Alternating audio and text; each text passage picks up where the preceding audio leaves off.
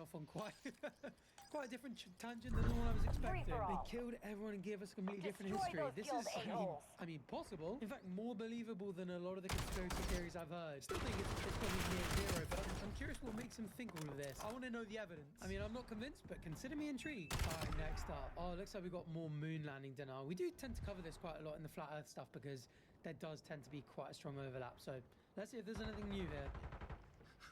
That Neil Armstrong in 1960. Oh, don't get me started. He's in outer space. And the president called him on a little handle. Are you standing by? He called him on a live phone. And he is in nebula.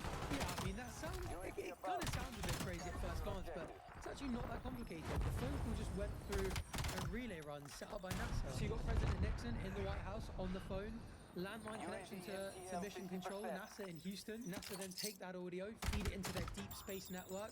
That's a bunch of giant radio antennas in places like California in the US, we've got them in Australia and Spain. They then pop out those radio waves to Apollo 11 on the moon. Neil Armstrong and Buzz Aldrin hear his voice and speak back, and it just goes back the other way. And even though the moon is 384,000 kilometers away, there's only a 1.3-second delay. How cool is that? Oh, and by the way, if you're like, why do we need the deep space network, these giant radio antennas on Earth to send the signal to the moon, but we didn't need them to go from the moon back to Earth? It's because the same communication can happen with tiny transmitters like the one they had on the moon and massive receivers like the ones we have here on Earth. So yeah, picking up the phone and there's some dude on the moon answering sounds crazy and impossible, but actually not that complicated science-wise. Well, I mean, the finer details are very complicated, I'm sure, but simple concept. Hey, you mean to tell me we went to the moon back before there was television TV? Also not true. Neil Armstrong and Buzz Aldrin walked on the moon in 1969. Colour TV was demonstrated in 1928. And colour TVs were commercially available in 1954, which is literally a decade and a half before we walked on the moon. They went up in an aluminum box that kindergartners can make. Half right. I mean, a lot of aluminium alloys were used in the Eagle, and that makes sense. They're lightweight and they're strong. But I don't think a kindergartner could put one of these together. And I'm not sure if you ask him, he's ever witnessed a kindergartner put a lunar module together. But it does look a bit arts and crafty. I will give him that. And then they said, "We're good now." Another classic. We spoke about this in the last Flat Earth video. We did go back. We walked on the moon for the first time in 1969.